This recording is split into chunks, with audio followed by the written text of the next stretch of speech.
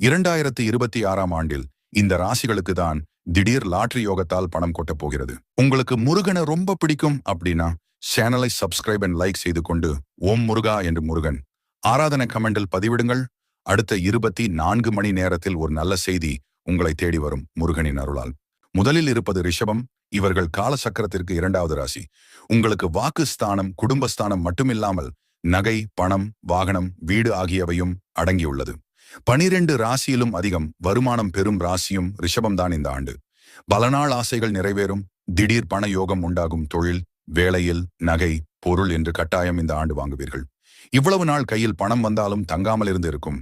ஆனால் இந்த ஆண்டு உங்களுடைய ஆண்டு. நீங்கள் தான் டாப் யோகக்காரர்கள். அடுத்ததாக மிதுனம். பொருளாதாரத்தில் அதிக வளர்ச்சியை பார்க்க போகும் ஒரே ராசி மிதுனம்தான்.